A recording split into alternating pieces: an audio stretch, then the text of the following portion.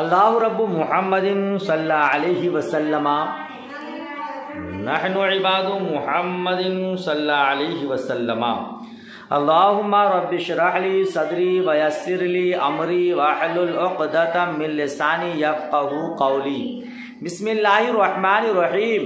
فصل الفعل اما متعد وهو ما يتوقف فهم معناه على متعلق غير الفاعل كضرب، واما لازم وهو ما بخلاف كقعد وقام۔ یہ فصل ہے، فعل یا تو متعدی ہے یا تو لازم ہے۔ متعدی کسے کہتے ہیں؟ نہیں، یہاں کا ترجمہ کیجیے۔ وہ ما يتوقف فهم معناه، وہ ایسا فعل ہے، وہ ایسا کہ موقوف ہے اس کے معنی کا سمجھنا، اس کے معنی کا سمجھنا علی متعلق، ایسے متعلق پر جو فاعل کا غیر ہو۔ فعل یا تو متعدی ہے اور وہ ایسا فعل ہے کہ موقوف ہے اس کے معنی کا سمجھنا ایسے متعلق پر جو فاعل کا غیر ہو۔ کضرب، جیسے ایسے متعلق پر جو فاعل کا غیر ہو، کیا مراد اس سے، کیا مطلب اس سے؟ مفعول بھی، مفعول ہاں۔ جیسے ضرب، اس کا کیا معنی ہے؟ اس نے مارا۔ ضرب، اس معنی کا سمجھنا جس طرح فاعل ضارب پر موقوف ہے، اسی طرح اس کا سمجھنا فاعل کے علاوہ مفعول پر بھی موقوف ہے۔ مارنے والا اگر کوئی ہے تو جس پر مار پڑی وہ بھی تو کوئی ہے۔ وَإِمَّا لَازِمٌ، فعل یا تو لازم ہوگا، وہ ما بخلاف ہی، اور لازم وہ ہے جو اس کے برخلاف ہو۔ اس کے کیا مطلب؟ یعنی جس کا سمجھنا کسی متعلق پر موقوف نہ ہو، یا آپ کہیے گا کہ فعل لازم آپ آسان لفظوں میں پڑھ چکے ہیں جو صرف فاعل پر پورا ہو جائے، مفعول کی ضرورت نہ ہو، مگر یہاں آپ ترجمہ کریں گے جس کے معنی کا سمجھنا متعلق پر موقوف نہ ہو۔ جیسے قعد، قام، قعد بیٹھا، قام کھڑا ہوا، ٹھیک ہے۔ والمتعدی قد یکون الی مفعول واحد کضرب زید عمرا، اور متعدی کبھی ایک مفعول کی طرف ہوتا ہے، جیسے ضرب زید عمرا، یعنی مارا زید نے عمر کو، ٹھیک ہے۔ تو یہاں ضرب فعل، زید فاعل، عمر مفعول، ایک ہی مفعول ہے۔ وَإِلَى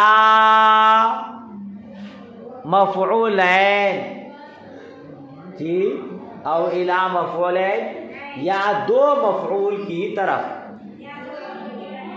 جیسے اعطى زید عمرا درہما، اعطى زید عمرا درہما، یعنی دیا زید نے، عطا کیا زید نے عمر کو درہم۔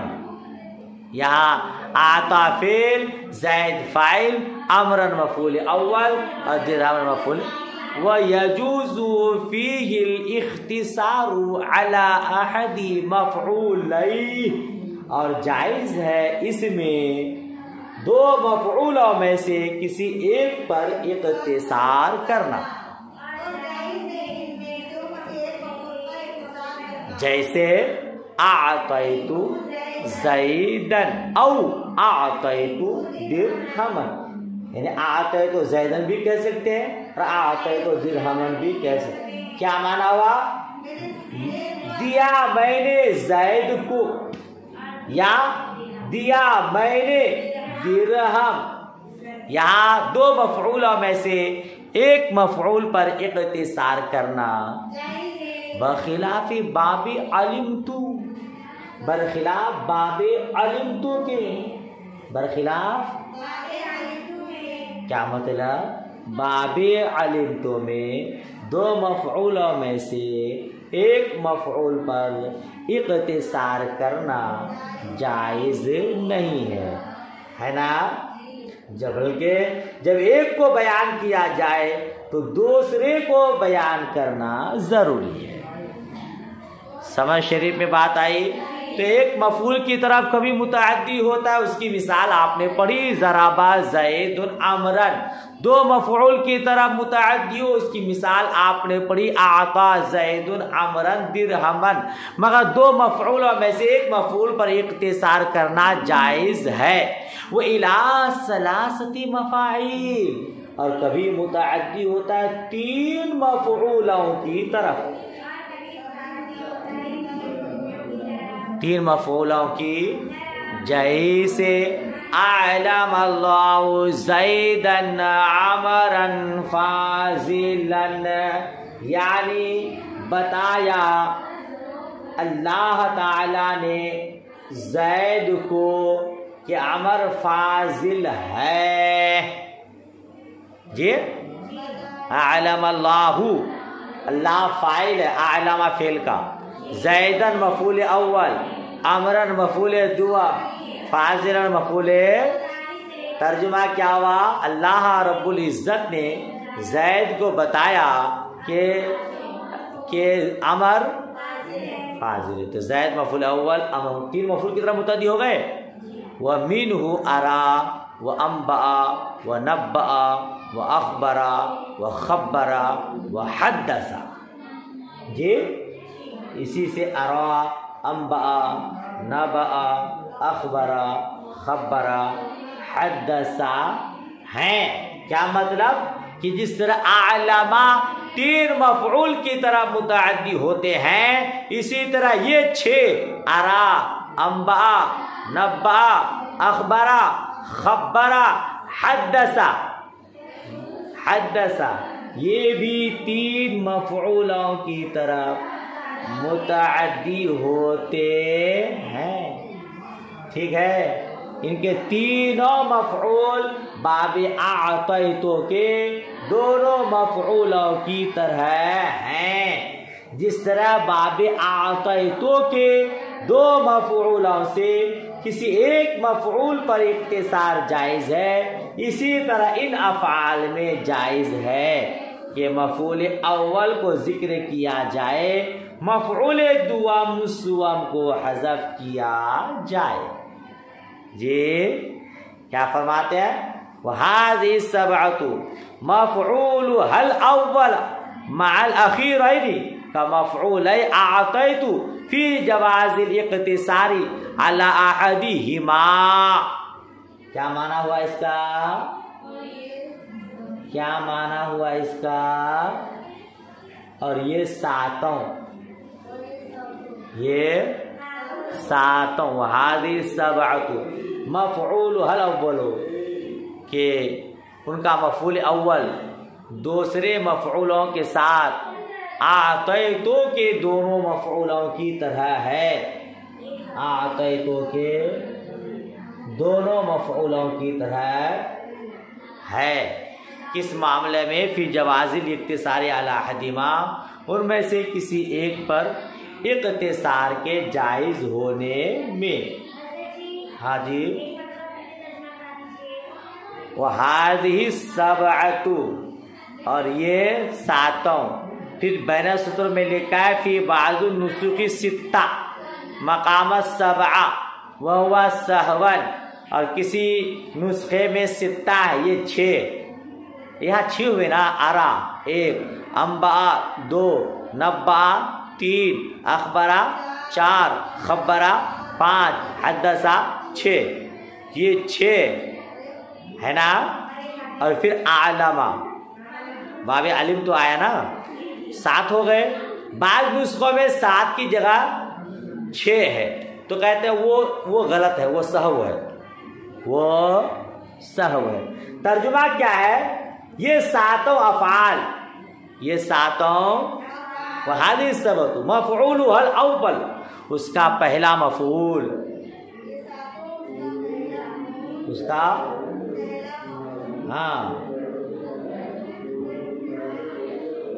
دوسرے مفعول مع الاخیرین، اخیر کے ساتھ، دوسرے اخیر کے ساتھ، دوسرے اعطیتو کے دونوں مفعول کی طرح ہے. اعطیتو کے جس طرح باب اعطیتو کے 2 مفعولوں سے کسی ایک مفعول پر اختصار جائز ہے، اسی طرح ان افعال میں جائز ہے، اسی طرح جائز ہے مفعول اول کو ذکر کیا جائے اور مفعول دوم سوم کو حذف کیا جائے. ٹھیک ہے. تقولو اعلم اللہ زیدن، اعلم اللہ زیدن، اللہ تبارک و تعالیٰ نے زید کو بتایا. والثانی مع الثالث، اور دوسرا تیسرے کے ساتھ، دوسرا یعنی مفعول اول کو بیان کیا جائے، مفعول دوم سوم کو بیان نہ کیا جائے. اور یہ بھی جائز ہے کہ مفعول اول کو حذف کر کے مفعول دوم و سوم کو ذکر کیا جائے. والثانی مع الثالث، کیا معنی اس کا؟ اور دوسرے کو تیسرے کے ساتھ، یعنی پہلے کو حذف کر دیا جائے، دوسرے کو تیسرے کے ساتھ بیان کیا جائے.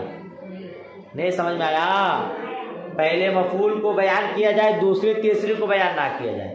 اور یہ بھی جائز ہے کہ پہلے کو حذف کر دیا جائے اور دوسرے تیسرے کو بیان کیا جائے. پہلے کو بیان کیا جائے، دوسرے تیسرے کو بیان نہ کیا جائے، اس کی مثال ہوگی اعلم اللہ زیدن، اللہ تعالیٰ نے زید کو بتایا. پہلے اس کی مثال آپ نے کیا پڑھی تھی؟ اعلم اللہ زیدن امرن فاضلن. امرن فاضلن کو بیان نہ کیجیے، خالی اعلم اللہ زیدن ایک مفعول کو بیان کیا، دوسرے تیسرے کو بیان نہیں کیا. اور یہ بھی جائز ہے کہ دوسرے تیسرے کو بیان کیا جائے، پہلے کو بیان نہ کیا جائے.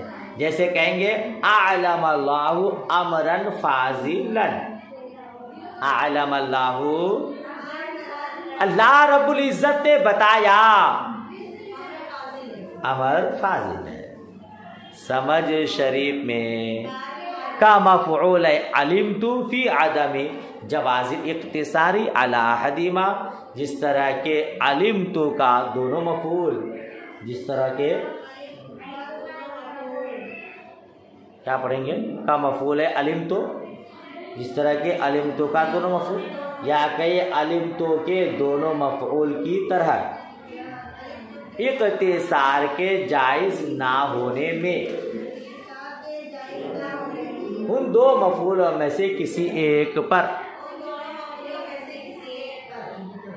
کسی ایک، فلا تقولوا اعلمت زیدن خیر الناس، تو آپ نہیں کہیں گے اعلمت زیدن خیر الناس، اعلمت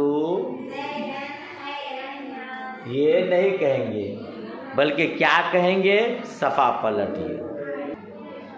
بل تقول اعلمت زیدن عمرن خیر الناس، بلکہ آپ کہیں گے اعلمت زیدن عمرن خیر الناس.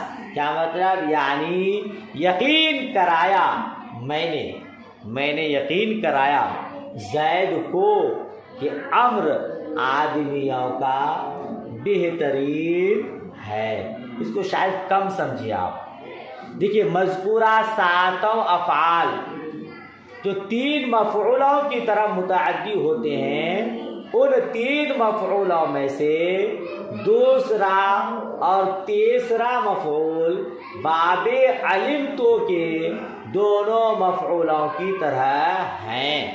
جس طرح باب علمتو کے دونوں مفعولوں کا ذکر لازم اور ضروری ہے، ایک مفعول پر اقتصار ممنوع ہے، اسی طرح ساتوں افعال کے مفعول دوم سوم کا ذکر ضروری. صرف ایک مفعول کی اقتصار جائز نہیں ہے کہ ایک کو ذکر کیا جائے دوسرے کو حذف کیا جائے، بلکہ یا تو دونوں کو ذکر کیا جائے گا یا دونوں کو حذف کیا جائے گا.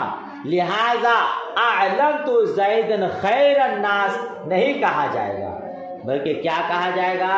اعلمت زیدن عمرن خیر الناس، میں نے بتایا زید کو کہ امر آدمیوں کا بہترین ہے.